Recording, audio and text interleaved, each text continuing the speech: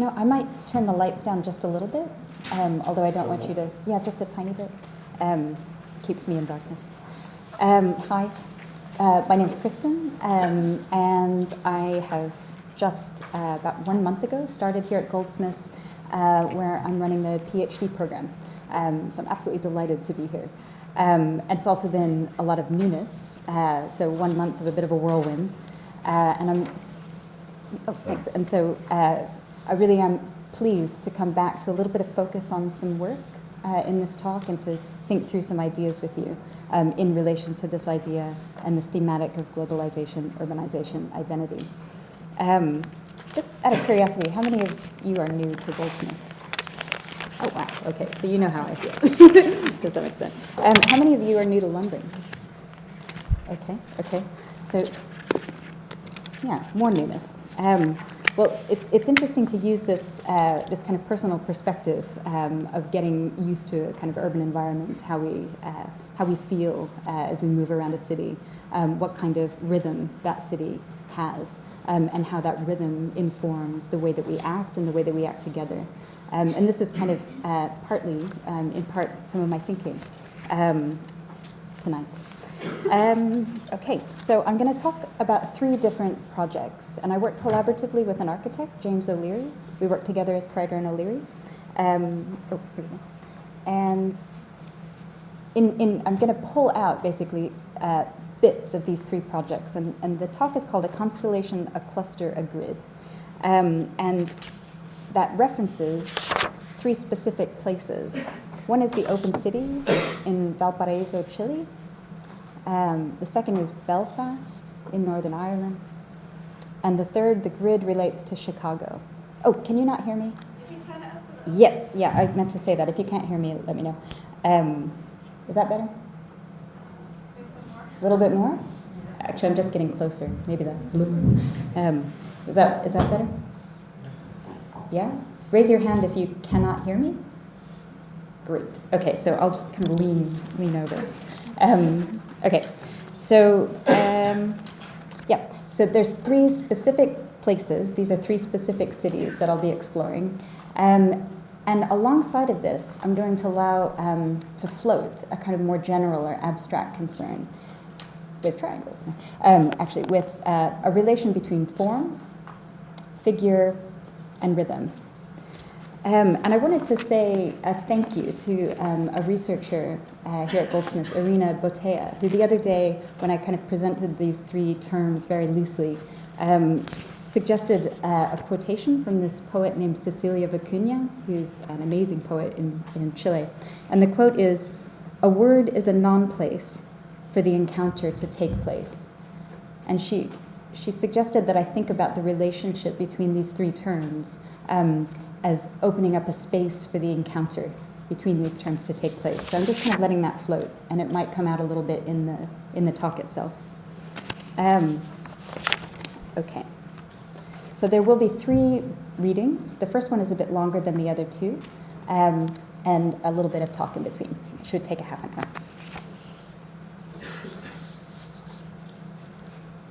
So A Constellation.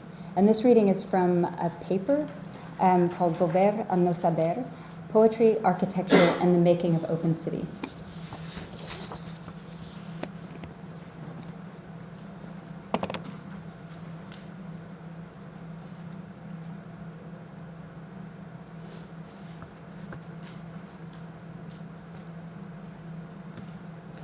Here we are, adrift in mid-sphere, the Earth to be exact, and we have just reached the middle. We have just slipped our way across the equatorial band dividing north from the southern hemisphere, when we lose our orientation and begin to drift. For it's true that once across the equator, one loses sight of Polaris, the stable North Star, around which the heavens shift, as we beneath keep turning and turning. Here, in the south, there is no single point of reference. We must wayfind in relation to a figure.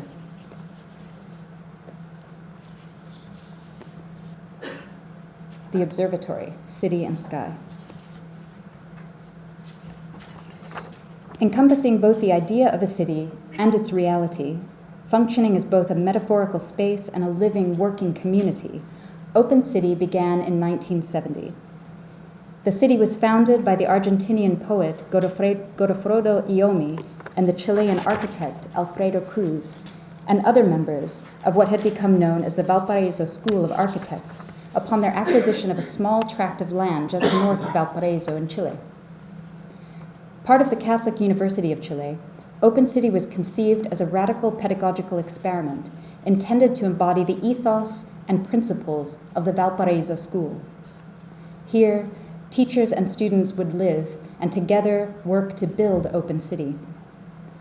All architecture would be interrelated with poetry, and all building work would be initiated through the poetic act. The emphasis with any act of construction would always be on process over product, a process guided by intuition and realized through improvisation, while careful attention would continually be paid to the specificity of the site, its unique light and wind conditions, its relation to the sea, its ground of shifting sand. And the site is on partly on some sand dunes, so the foundation is shifting. Since 1970, Open City has grown to include a number of architectural elements, including an observatory, an agora, a chapel, a palace, a garden, a cemetery, a music room, and a number of hospederias. Amidst this growth, it has continued to live up to its name, open to and opened through newness, discovery, and imagination, as well as the material, spatial, and ephemeral conditions of sight. Throughout its history and development, Open City has occupied an eccentric position, institutionally as an adjunct to the main Catholic University in Chile, politically in relation to the political upheaval in Chile, particularly under the dictatorship of General Augusto Pinochet from 1973 to 1990, and culturally in relation to the perceived capitals of globalized modernism, New York, Paris, and London.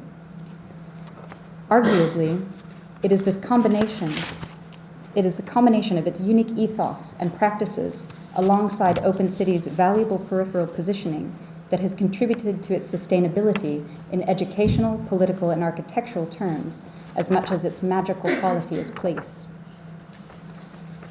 For a poet and an architect who collaborate to make work in relation to site, both researchers and educators in our field, Open City is of particular interest.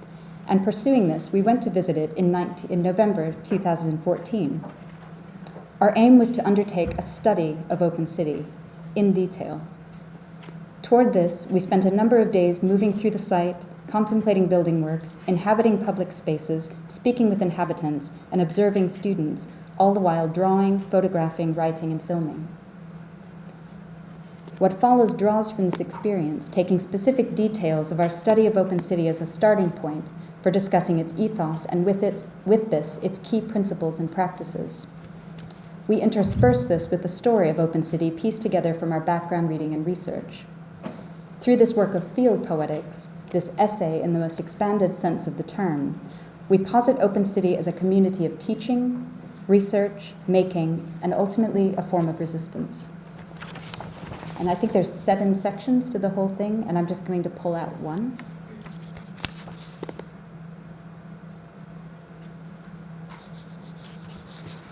First. Now look up to see the constellation of the Southern Cross. Look further to see its 2 accompanying pointer stars. Imagine a line connecting these 2 pointers. At its midway, imagine another line extending at a right angle. Extend this line even further to meet a line you now imagine to be drawn along the axis of the cross itself. The meeting place of these 2 points is the approximate location of the South Celestial Pole.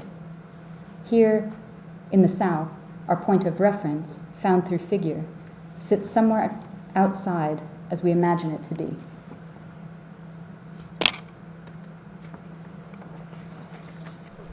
So this is the section I'm pulling out.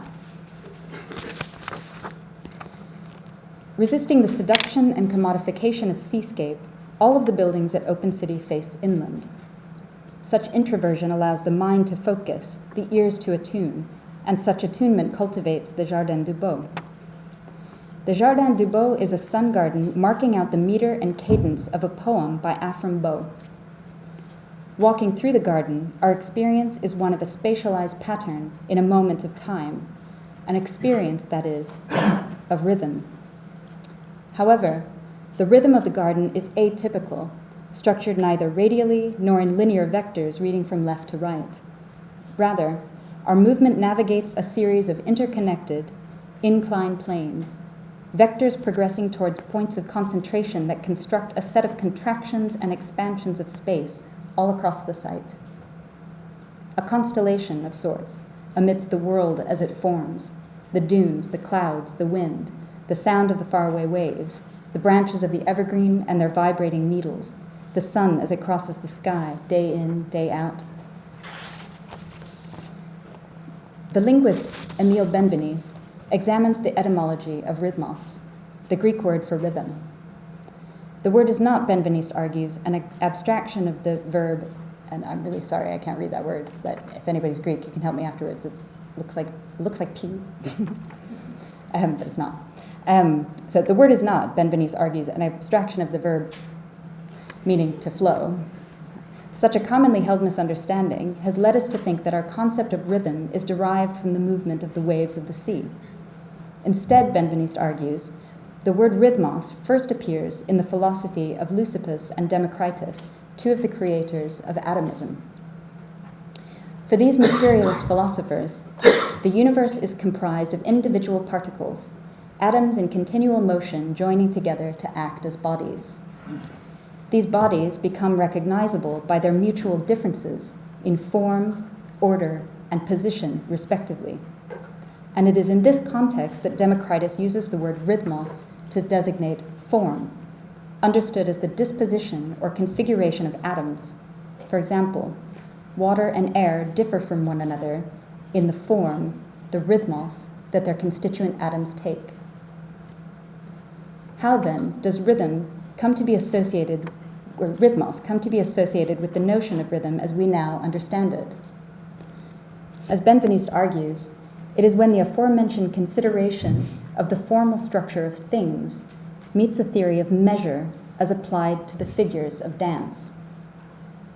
This meeting occurs in Plato's discussion of musical intervals. In this context, the word rhythmos retains its original meaning as a form of movement. However, what Plato adds is his specific appreciation of rhythmos as the form of movement made by the human body in the dance.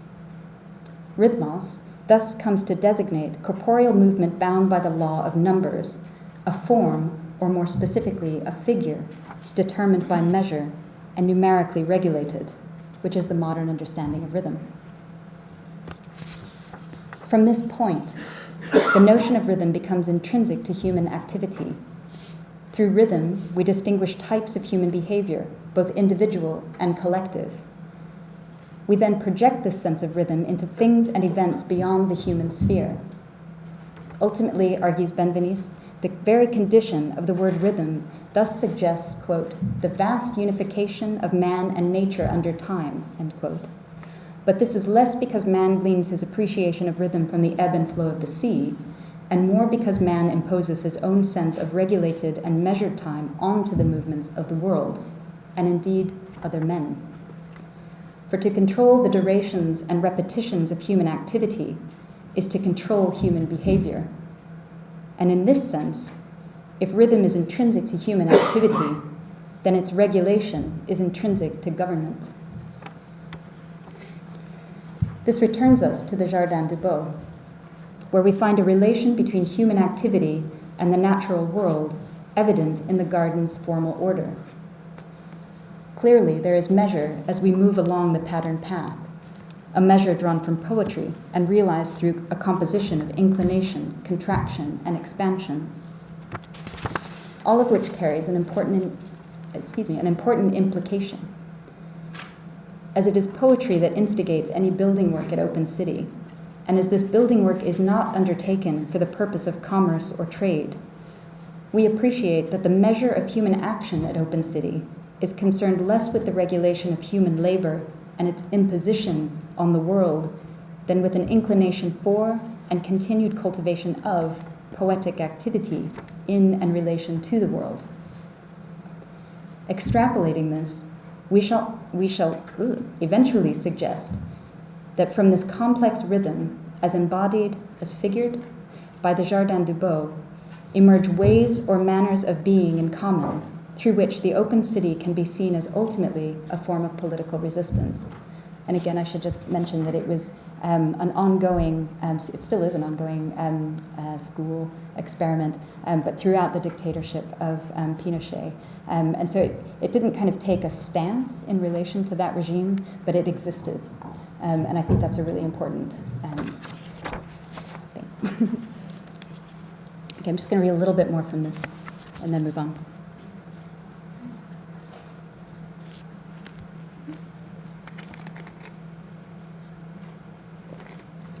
It is 1965, and Alfredo Cruz, Godofredo Iommi, and members of the Valparaíso school, together with the poets, painters, and philosophers they have attracted, are setting off on a journey. Where are they headed? They have displaced the Southern Cross from its position in the night sky. They have plotted it against the cartography of Latin America in line with Joaquin Torres Garcia's proposition that south equals north. And now they are using this figure, understood as cifra, to guide their crossing, or travessia, of the vast interior sea. This continental expanse, with all of its distinctive cultural, geographical, and meteorological rhythms.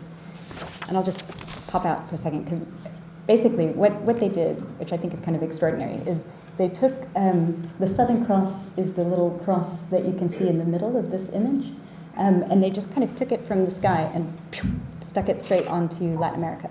And then they decided that wherever the cross crossed would be the poetic capital of Latin America. And then they started at the southernmost tip and moved across the continent.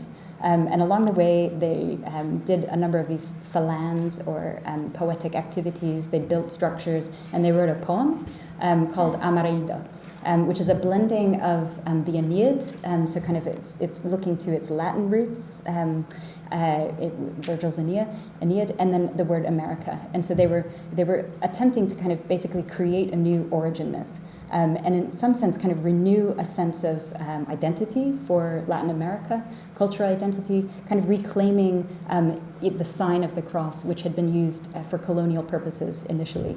And they're kind of, so through their kind of, again, it's a kind of, it's a difficult story to tell because of all these complicated origins, but the cifra, this sign in the sky that they plotted onto the earth and then embodied, is another one of these kind of moments of origin or beginning with this community.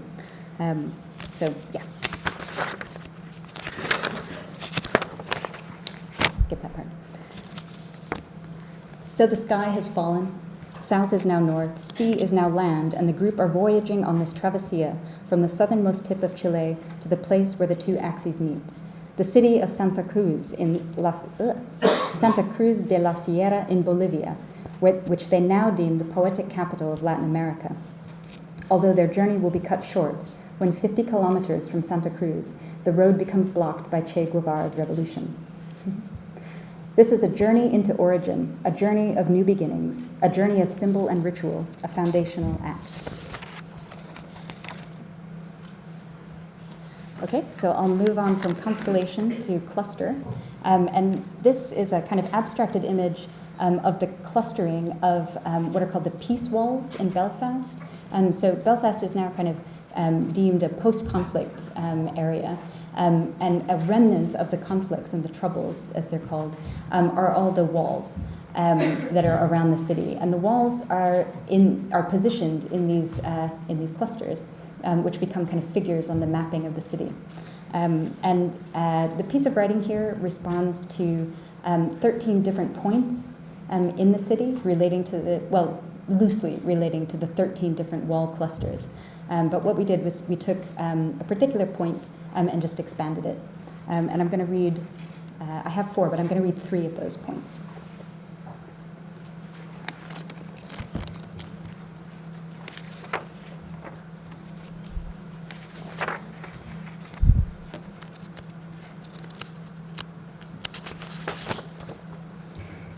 Oh, I should say, is anyone, I shouldn't ask that. So, is everyone here familiar with the Belfast conflict?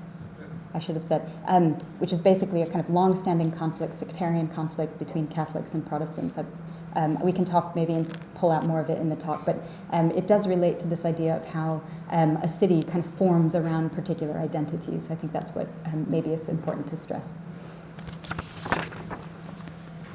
1.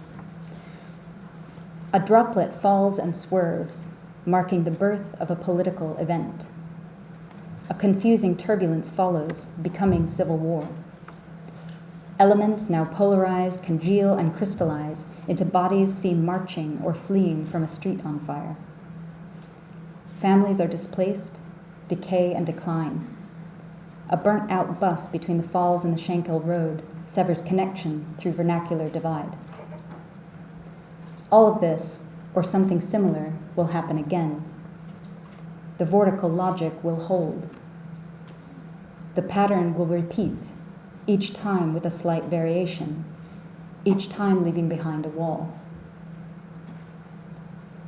Meanwhile, on the hill overlooking the city, a figure stands with feet spread and arm raised, an oratory gesture in apparent stasis that solicits elusive unity. A bird flies overhead. Emissions rise from his fingertips like the wisps of a fog.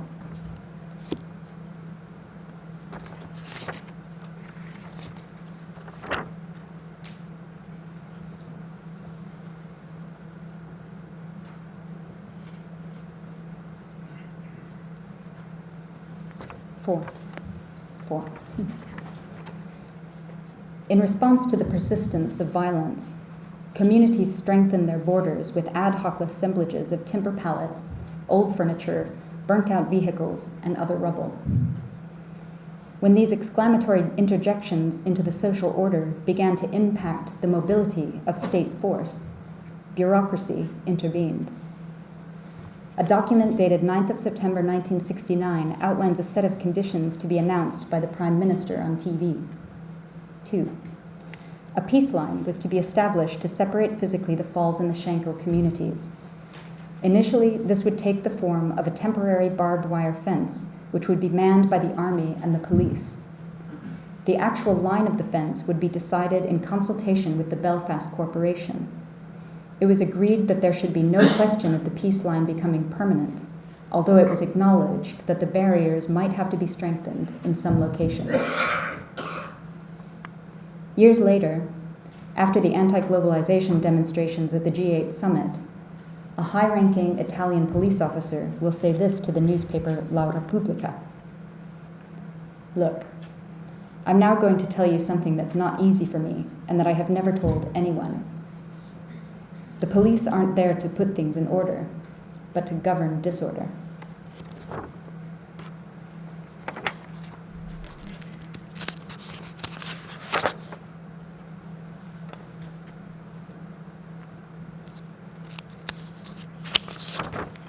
Nine.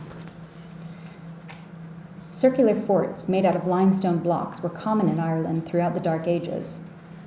Castles were introduced after the Norman invasion of Ireland in the late 1160s. Hundreds of these castles, varying in shape, size, and the exact configuration of fortification, can be found throughout Ulster, their figures and plan revealing a long history of defensive architecture. Consider this, that the history of thought since the Enlightenment has been a confrontation with the loss of a cosmological center. That, since the start of the modern age, the human world has had to learn to accept and to integrate new truths about an outside that bears no relation to the human. That, according to one philosopher, these are shell-less times, for which we compensate by creating a dimension where humans can be contained, like the concept of globalization, or the image of a ball-shaped Earth surrounded by an orbit of space junk. At the interface, things stripped of human cause gather. Formations with the potential to become political. One segment of a broken gate, a plastic bottle, a glass bottle, a litter of tree branches, bits of algae and plants, the edges of a concrete wall. a leather ball still floating.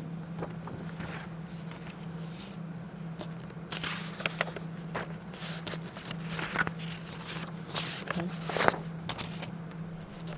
I'm going to skip that one because of time.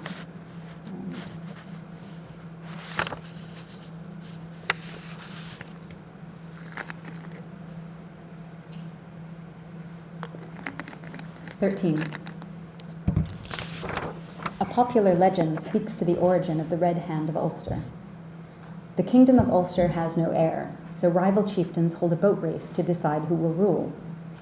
Whoever's hand touches the Irish shore first will be made king.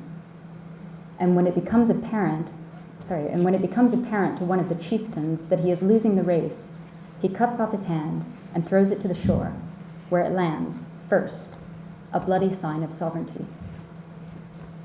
Another origin. The Belfast City Cemetery is built in 1869 between the Falls Road and the Springfield Road. Serving as a burial ground for the city's growing population, the plots are divided into Catholic and Protestant areas. These areas are separated by a wall sunk into the ground 9 feet deep. And every day, and every year, and every decade since, the soil around the wall has been moving and shifting, its particles tilled and sifted by countless little mouths.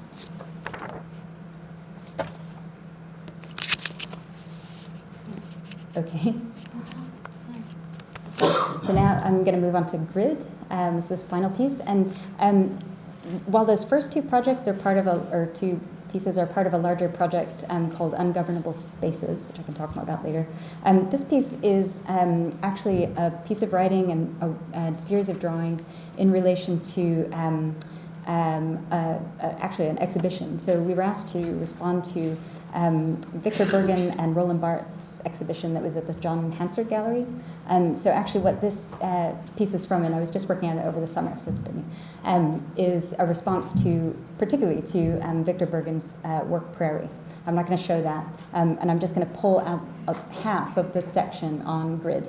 Because I think it speaks to the urbanization aspect. But the bigger piece is called Prairie Argo.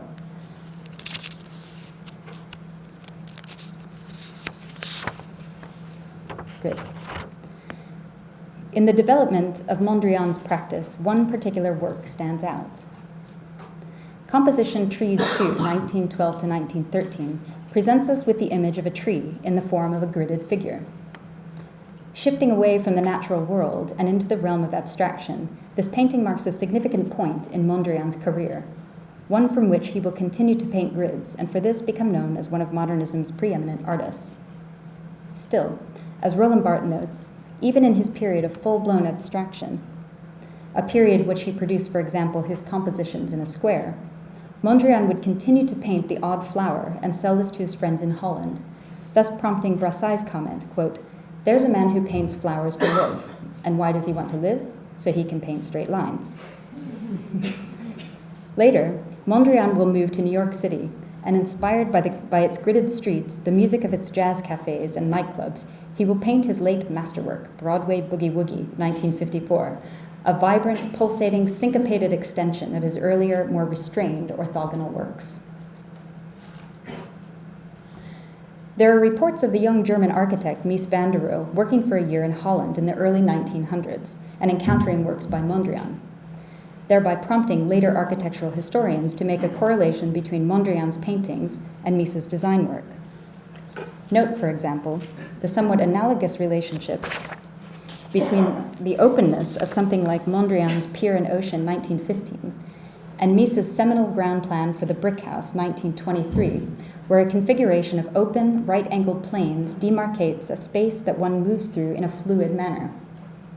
Jettisoning doors, corridor connections, and fully enclosed rooms, the formal simplicity and radical openness of the Brick House plan exploded traditional understandings of space, instigating a new architecture for the early 20th century. And while the house itself was never built, its plan formed a clear template for Mies's later, possibly most famous work, the Barcelona Pavilion, that, constructed in 1929, stood as the German pavilion for the World's Fair in Barcelona. In part due to his success with the Barcelona Pavilion, Mies was appointed as director of the Bauhaus in Weimar in 1930. He would remain in this position until 1933, when he and the faculty voted to close down the school on the grounds that its continued operation under the Nazi regime was untenable. In 1937, Mies then joined the vast exodus of artists, designers, and intellectuals fleeing the Nazi occupation of Europe and migrating to the United States, thereby changing the course of American art and design history in the 20th century. Mies would live and work first in New York and then in Chicago, where he would be commissioned to design the new campus for the Illinois Institute of Technology, IIT, built in 1956. With its scattering of orthogonally related figures in space, the ground plan for the new IIT campus bears a striking relation to that of the Barcelona Pavilion, so to the brick house, but at a much larger scale. Situated within the gridded matrix of Chicago's urban plan on the city's south side, the new IIT campus design presents itself as a completely different formal entity to that which preceded it. This is evident in a photo collage completed by Mies in 1942. Here he's inserting his model for the IIT's campus into an aerial view of the south side of Chicago. In this image, 4 existing city blocks are completely erased, replaced by an open landscape populated by sharply monochromatic and hierarchically structured array of buildings. With the clean edge of the campus clearly distinguished from the otherwise ad hoc, eclectic mix of low-rise housing and small industrial units, the perimeter reveals a rather uncomfortable disjunction between the new formal openness of Mies's mid-century modernist urban scheme and the densely packed fabric that was the south side of Chicago at the time. What is erased in Mies's photo collage? We read Daniel Bluestone's account of the site's development published in the Journal of the Society of Architectural Historians. We discovered that the original location of the IIT campus was at 33rd and Federal, in the heart of what was then known as Chicago's Black Belt.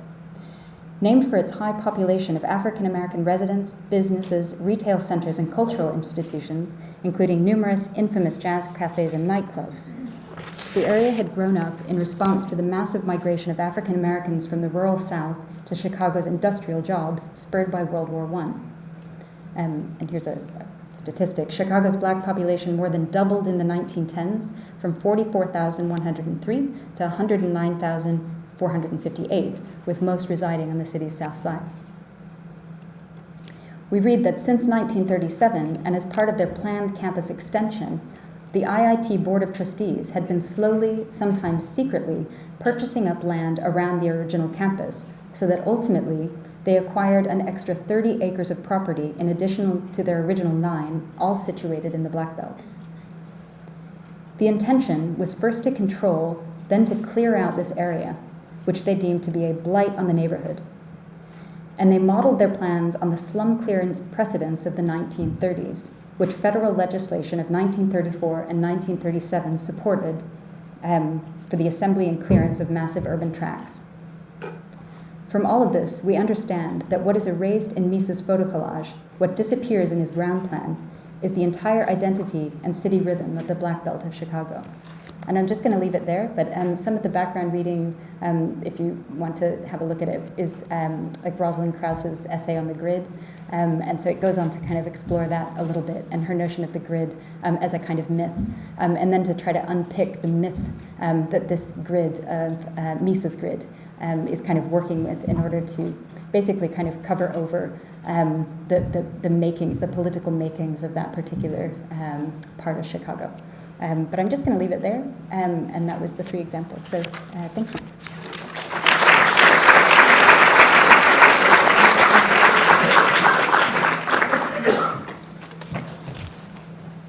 Did I do okay on time? Yeah.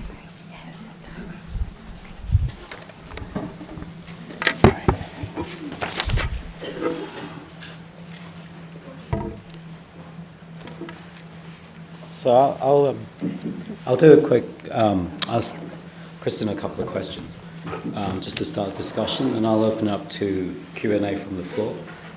Because of the acoustics of the room, when you ask a question, I'll paraphrase it as best as my sore throat will let me. And then Kristen will take it up. So I thank you for the talk. what's really striking about your approach, which I guess is part of your artistic method, is the kind of the rich textural descriptions and the sort of the emphasis on phenomenological experience and the kind of showing the immediacy and the experience of these kind of political configurations, right? And how they're not just embodied, although the embodied thing is like the ground and the basis of what you're doing, but that sort of embodied experience also reflects larger political configurations. So with the Jardin de Beau, it's partly about the poetic experience of the garden in relationship to the poet Beau, but you also kind of say that because of where it's located, because of its construction, because of the kind of experiences that you have there, it's a site of resistance against what's happening in the government and Chilean government at the time with Pinochet. And that's sort of at the level of your practice. It seems that the richness of the description and the kind of the deep texture that you kind of pull out of these events is where you would cite, I think, resistance in all these cases. Maybe. So the question I have on that basis, I ask very long questions. This is a short one by comparison. So the question is I appreciate the approach, and it reminds me of something that Berardi says. Sorry, this is like another subclause in the question. It reminds me of something that Berardi's insistence on poetry as a form of resistance against sort of the symbolic space of capitalism, especially through financial products and the rest of it, right? So in a way, poetry is the kind of language that we can speak as embodied beings between ourselves and so on. What interests me about you might want to differentiate or distinguish yourself from Berardi's general claim, but I'm interested in sort of the global city as a space where many people from many places, including like lots of new people here, meet together, and they don't all speak the same language and not all with the same fluency, and they don't share the same experiences. So I'm kind of wondering, in terms of this like the global metropolis, which are the large cities of millions and millions of people, how do you construct a politics that can speak to the conditions of the large metropolis through the kind of poetics that you're describing? I can see it through established communities, and where people are kind of in the same, have to share the same assumptions. But the whole point of the modern metropolis is that we're completely different. We can't even speak to each other sometimes. Like we're alienated from each other. Okay, it does work. That's a great question. I wonder if I can get into it a little bit again through this idea of rhythm. And there's a particular book that relates to rhythm in the city, and it's Henri Lefebvre and his notion of rhythm analysis, I think he calls it. And he really is, wanting us to kind of think about the city and lived experience in relation to this idea of rhythm. And you might need to speak up a little bit. Can you hear me? Raise your hand if you can't, and I'll really talk into it. Okay, so this book, Rhythm Analysis, which is suggesting a kind of methodology for exploring cities and exploring the way that people live together in cities. And one of the things that he's kind of pushing up against, I suppose, is regulated, the time of regulated labor, which can actually have that kind of metrics that's imposed on a large number of people. But that's the book.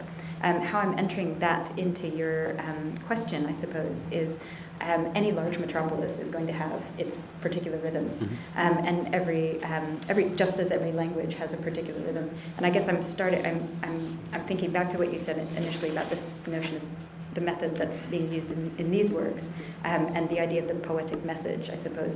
And the poetic message, to some extent, is a kind of, as I understand it, is a bit of a thickening of communication. So it's wanting to take its kind of swerves, and it's wanting not to tell it straight. And maybe rhythm is one way that it works with that. Just the cadence and the measure of that. And how I'm bringing that into this notion, because I think it's through that rhythm and through that figuration that you're getting a depiction of these places. And I guess one of the interests I have is what is this relationship between figuration and political formation? So it's kind of a question about the relation of aesthetics and politics to some extent. And I'm kind of I'm answering this about as long as, as the query. But I think there might be something about the willingness to engage with and go with particular rhythms in kind of large groups. I'm thinking to what you said about like lots of urban communities, people aren't speaking the same language, but I'll bring this back to an example. Roland Barthes, Pleasure of the Text, he's got this amazing scene where he's sitting in this square in Tangier, and he's just enjoying the thickness of the atmosphere. He doesn't understand anything that's being said, but he's just taking it in. And I think it's through this idea of rhythm. You're getting a different kind of message. You might not get the code, but you get other things. And maybe that's part of the poetics of it. So if certain kind of codifications, and maybe Lefebvre's investigation of the codification of labor through a certain metric, as an example of kind of a universal codification. If certain codifications are being resisted by this engagement with either the thickening of the message, the rhythm of the message, the materiality of the body emitting the message, that maybe that does have a way of kind of pushing up against. Right. Yeah. So it produces a obstruction to a kind of standard metric of through imposed metric. It could. It Right. can do, and I'm like one of the things that I hadn't gotten to in that part yet is thinking about counter rhythm, counter poetics, and one of the examples of the text that is in the list of things is Gwendolyn Brooks in the Mecca, where she's writing specifically about the south side of Chicago at that time, and her poetic rhythm is amazing, and it's really strange. And whether I suppose to some extent it could obstruct meaning, but it can also swerve and curve and move around meaning. So it could be an obstruction. It could also just be like a falling away or another mode of resistance. And I'll say a flaky thing, but someone who practiced Tai Chi once showed me this kind of interesting thing, and I'm going to do it with you soon. No, you're not. Yes, I am. No, Yeah, no, it's really simple. Just very simple. Just hold your hand up. I do this under protest. Okay. Protest. Okay. Okay. Push as hard. Yeah. Okay. Okay. Yeah. Right. So you get the gist. It's like if you push hard enough and you just fall, that in itself Right. can be quite a powerful and resistant act. So maybe some of these swerves and curves could be obstructing, but they could also be dodging or simply getting away with it. All right. I'm going to avoid being involved in any more. Now we're going to do full-on martial arts. Does anybody have any questions, or is there anything you want to raise? I have a couple more questions, but I just want to see if there's any from the floor. I was wondering why, because you're talking about like form like all over. I was wondering why like the map of South America is upside down, and then like how could that relate like to the specific topic, like because of the cross and like all this religious background specifically from Chile. Yeah. Yeah. All right, so I just need to paraphrase the question for people who didn't hear. So the question was why the map of South America was upside down in the example from Chile, because because of the drawing of the cross, they have the kind of religious background. Yeah. Okay. Because of Christian colonization of South America. Yeah. Great question. And when, I was going to try to find the name because I'm really bad with remembering names, but I think that the upside downness of Latin America in that image is taken from Joaquin Torres Garcia, I think that's his name, who basically had this, it's a whole kind of a political move through representing like the South as the North. Because if you're in the Southern Hemisphere, you know, I mean, it's a kind of it's a resistance against a particular understanding of the North being the North. So if you're in the Southern Hemisphere, I guess you're really upside like that. And so then the South becomes the North. So it's an artist's image that they were appropriating as part of their strategy, as you're saying, to kind of take. See, the interesting thing about them is they were to some extent pushing back against the colonialization of Latin America. They were also embracing aspects of it. So that poem I mentioned, which is the Amarita, which is a combination of the Aeneid and America, they are not just kind of relinquishing their Latin roots. They're saying, let's take certain parts of this, let's mix it with parts of the geography of the landscape, let's mix it with origin myths from indigenous cultures. They're not just kind of throwing that aspect of their history away. They're kind of integrating it into their new paradigm.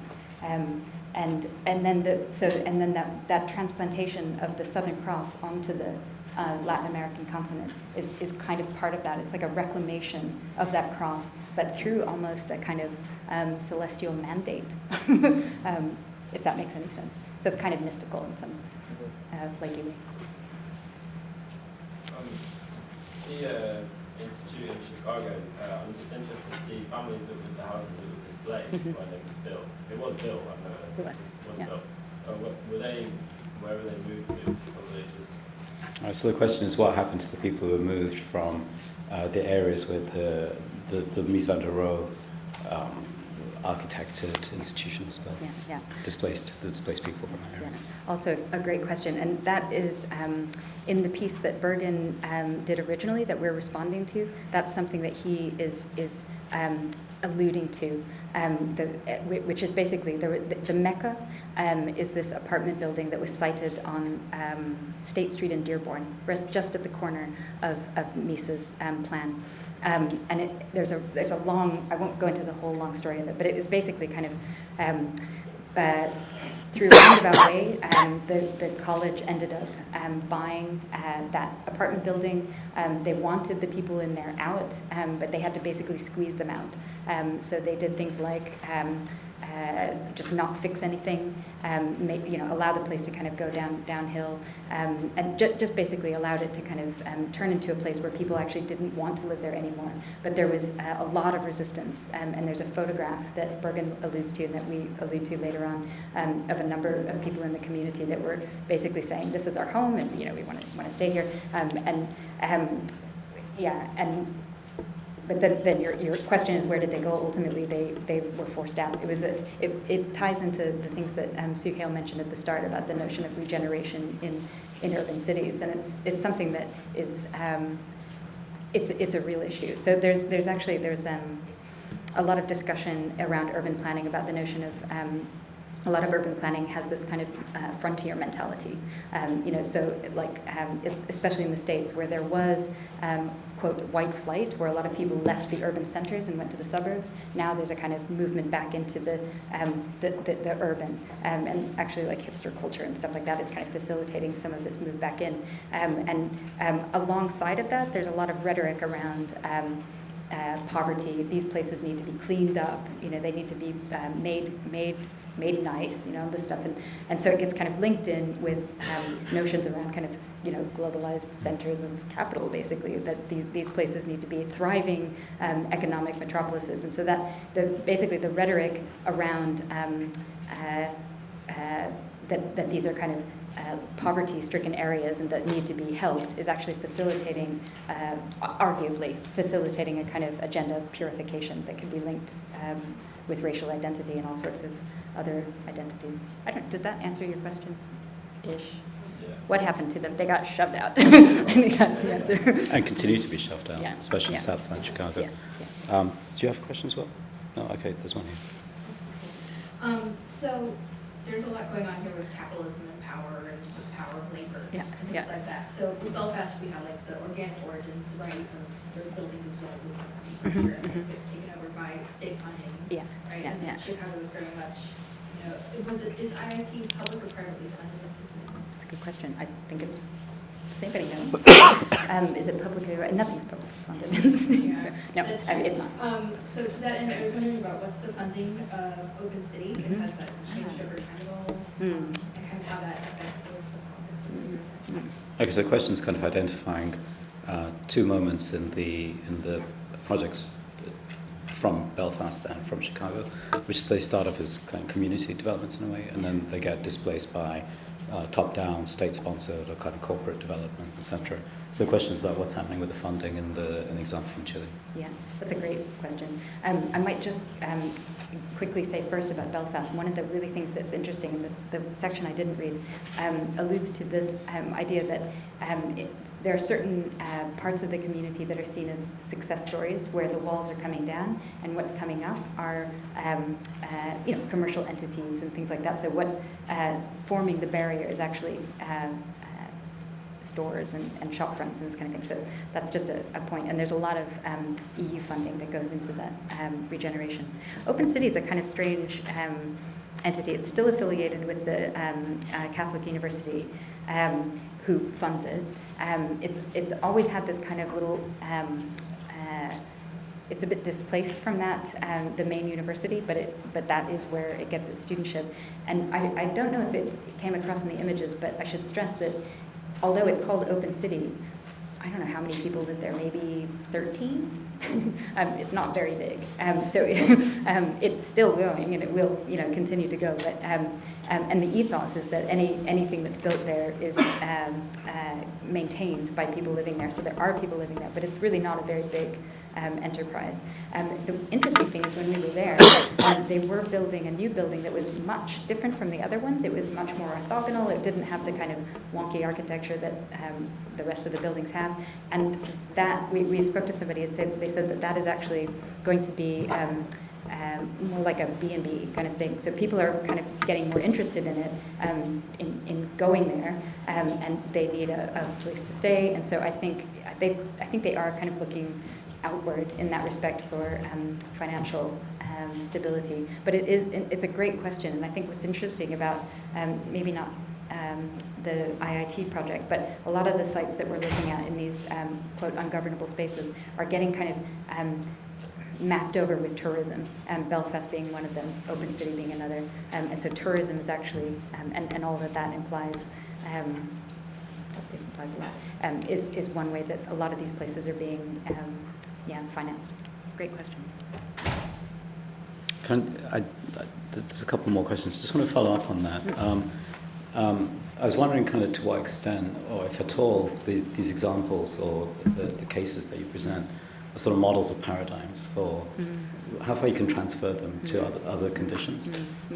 Because again, it seems like very important that the kind of locality, the embodied experience of people who are there, and the kind of community formation seems really important to what you're stressing of them as sites of resistance or ways of blocking the kind of large-scale developments.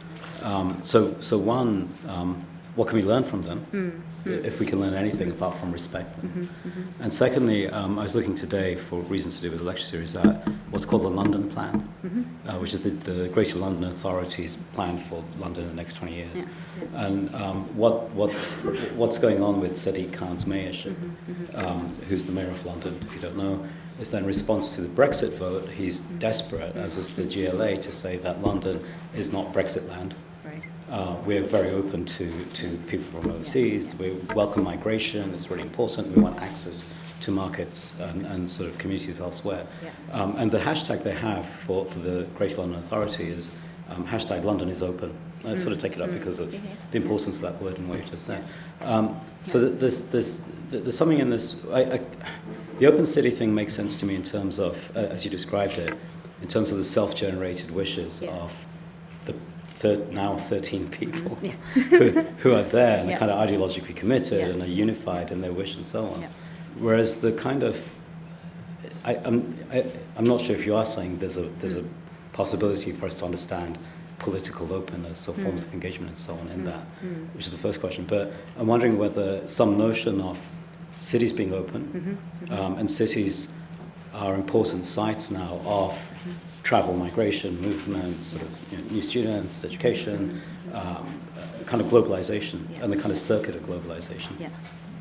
Whether there's a notion of openness there that we can learn from in the examples you give, or there's a different kind of openness, or it's interesting because there is. I might compare the two open, like the start and the end one. So there's an openness to Open City, and its particular configuration is a really kind of abstract link to this notion of constellation. The grid is also open. So Misa's plan was very open, and yet is very, very contained. And I would say that you asked the question of can these be models, and I would say Misa's was intended as a model. So that's kind of an interesting thing to think about, this it supposes itself as being open, but if you look at the actual making of it, it had a rigidity and a kind of closure. Open city, would I say that I'd say that's less a model. I don't think they're it's not intended to be replicated, but I do think of it as one iteration of a particular kind of form, of a particular form of community, and it has that particular relationship that I think is, if you're asking if we can learn something from it, and if we can learn something from it as artists and practitioners, is that particular relationship between the vision and the plasticity of figuration that one might envision, and then the reality of the formation that it may encourage or that may push against it. I think that, and then linking the rhythm in there somewhere, and that's the lived experience of some of these places. I don't know if I'm answering your question specifically. Is there something that we can learn from the openness? I guess the question is that because I don't know quite practices, the situations you describe are very rooted in people's experiences of being there.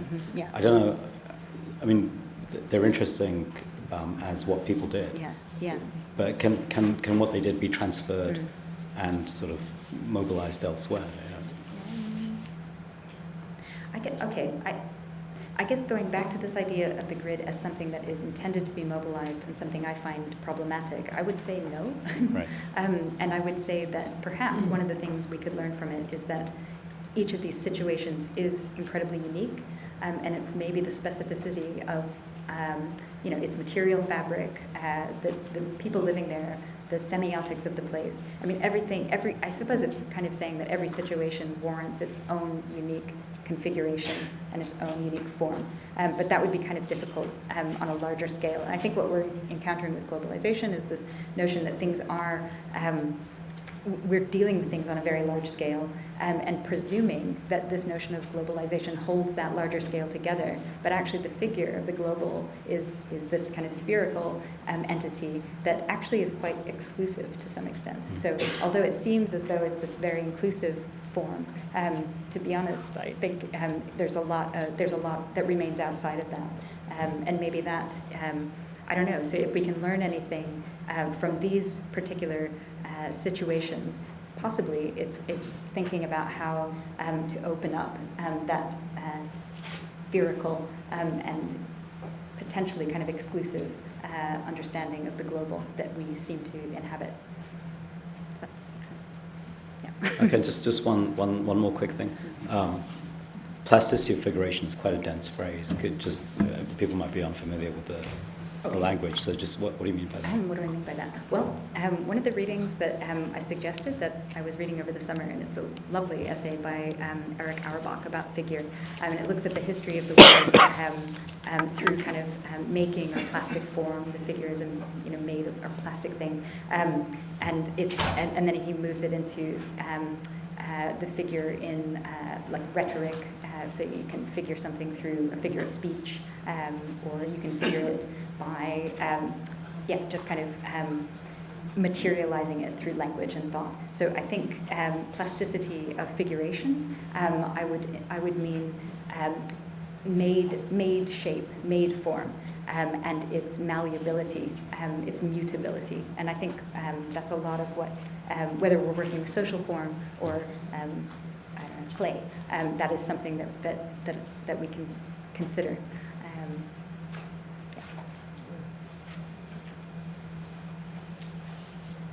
Okay, any more? Do you think possible for what happened in Chicago? I mean, if the architecture were less difficult, would the black belt still have existed? So the question, I think everybody heard because it's at the back, is the grid responsible for what happened in Chicago? And I didn't catch the follow-up. If the architecture was different.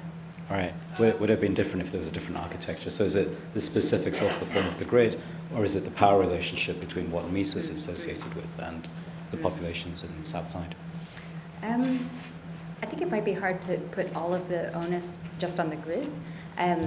But I think the grid participates in a particular kind of myth, a myth of functionality, a myth of organization, a myth of openness, a myth of purity, and it does organize things very, very well, and it also covers over a lot of complexity and a lot of conflict, and I think that's what I think I'm trying to think a little bit about in relation to this piece. I'm not sure that the grid itself would have been responsible for, the particular, for all of the ills. But I think that as a form, as a plan, and with the myth that it carries, in being that kind of plan, when it's imposed on the city in that way, I think it participated in that, but it wouldn't be maybe the only factor. Does that help? Do you want to come back on that? Yeah. Well, no, I'm just thinking like in today's situation when lots of places are gentrified, it really has nothing to do with architecture itself. I mean, it does, but not with the grid or modernist architecture. Yeah. I mean, it's kind of more related to the economy and sort of value of buildings and locations in the city, but not really to the form architecture form. That's what I think. Yeah, I think that's an excellent observation, that maybe it's important to look at these forms in the context, and in all of the different parameters, the economic, the social, the political parameters, and see how that functions in that. Is that? I mean, the historical context. Yeah. Yeah, it's power doesn't look like a grid anymore, not necessarily. Yeah. It can look like wavy buildings or squiggles on art studios.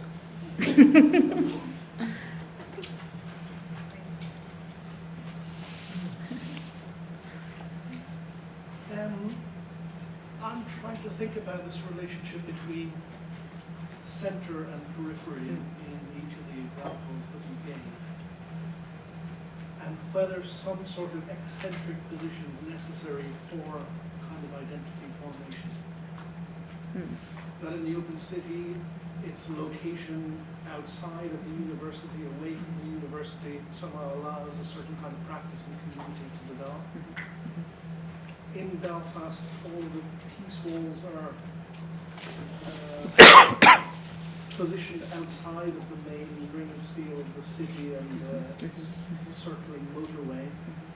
And then in IIT, you have this kind of bounded condition in the south side of Chicago. And I'm just wondering whether that's a factor in this, community and identity that seems to be so strongly evident in each of these conditions. Right, so the question is, in the situations Kristen is describing, whether the marginal position or the being outside the centre, the eccentric moment of the open city, of the graveyards or the walls in Belfast, which are outside of a ring of steel, in Belfast, and also being in Southside Chicago rather than in the centre of the metropolis, whether that eccentricity or marginal position is important to the formation of community identities.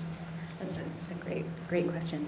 I think eccentricity and the peripheral are incredibly valuable positions, and I suppose one could link them to a kind of critical position, if one links criticality with the notion of critical distance. I am of the thinking that one can have critical distance at lots of scales, so you can have a critical distance quite intimately and also quite far away. But I think the one where you're a bit further away and maybe positioned outside of it, there's a bit of freedom. I think the open city displays that. It had a lot of freedom in its and fun, and play, and through that positioning. I think the situation in Chicago is really interesting. It is on the south side and not in the center. And one of the reasons they made this campus, or they wanted to make this campus so beautiful or pure or whatever, the grid, is because they were fighting tooth and nail to get away from the south side initially.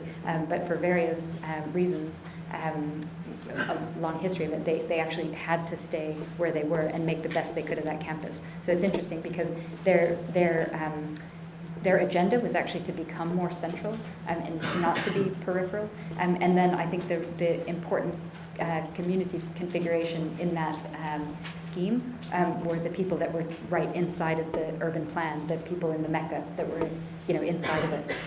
So I'd say that there might be a value in terms of the eccentricity to make a particular kind of freedom where you're less constrained by the criteria that you'd be judged by if you were right in the center. And yet, Open City has been criticized, rightly so, possibly, for not being a little bit more active politically. And so I would say that maybe there's something about the entrenched position from within where people can really kick back that's also really valuable and important. So the people in the Mecca were actually fighting back, and they had lots of ways of doing that. And then Belfast is an interesting one because there is that sense where a lot of the walls are kind of pushing people away from the center and away from where they're attempting to make this thriving economic, the cathedral quarter, make a thriving economic kind of entity. And to some extent, one wonders what that eccentricity is going to do, because that's kind of almost as a complement to the other two. It's a sort of eccentricity that's forced, and it means that they're entrenched in what's, broadly speaking, a kind of ghettoization process. And so maybe there'll be some kickback from that eccentric / entrenched position. So maybe each of the three different examples here is maybe a different positioning from which one can relate to the center in a different way. Okay, so I see some restlessness, but I'm going to ask one more question. So one more, let's try and be quick about it. The notion of the marginal or the eccentric, or not eccentric, like crazy, but not weird, but just non-central, the non-central position as one that sort of carries or encodes a critical distance makes a lot of sense, and I think it's a kind of commonplace in contemporary art as the kind of non-standard moment of what critical art should be, and so on. What interests me, this is a question for you, but also maybe for people here, is I'm not sure how one establishes the notion of the eccentric or to the side of the margin if you're at Goldsmiths, right? Because presumably you come here because of the name of the I mean, unless it's a random application, which we sometimes get.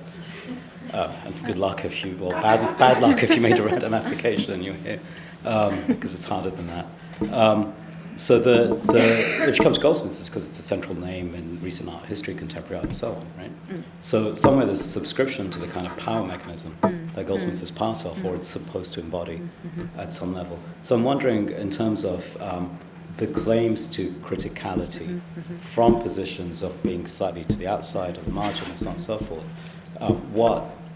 how to do that when you're it's too much to say we're a power player, but like we're caught up in a dominant form of power mechanism, right? Because the name is nothing else. Can I? Yeah, sure. I would love to hear your views on that or your perspectives. Would anyone care to? I mean, I say it because it's a commonplace in certainly studio practice and discussions that we kind of endorse the eccentric or marginal position, or we're outside. We're not the power actor. Yeah, but you're doing it here, right? It's not. This isn't Gloucestershire. You're in London because you want to be in a metropolitan centre, which is the centre of contemporary art power. So, but both positions are held on simultaneously, right? So I'm just interested in kind of what's going on in that configuration. It's week one, so it might be a bit much to ask you to respond to. Maybe the second you want to take it up, because we've been taking it up. I just wonder if, but I mean, just it comes full. I'm going to return it to you because it falls back to the question I was asking at the beginning, which is like I can see the affirmation of the subordinate or the subaltern position or the eccentric position, and why it spells something different to dominant forms of control and so on and so forth. I just wonder how to make that effective within sort of configurations like a global city. I suppose to some extent it maybe link to, I'll use the word platform, even though it's kind of a weird word, but I suppose if you have a platform that you can speak from that is seen by more, that has a particular power and responsibility. And maybe if what Suhail is saying is that we're all participating in our placement here is kind of to some extent giving us a particular kind of platform. So what are we going to do with the platform? Let's just say privilege. Privilege. Okay. Yeah. Let's say it. And what are we going to do with it? I think it's an excellent question. Yeah. All right. I don't think I have an answer. Any more questions? All right. So next week, Hannah Black is going to. Sorry. Thank you, Kristen.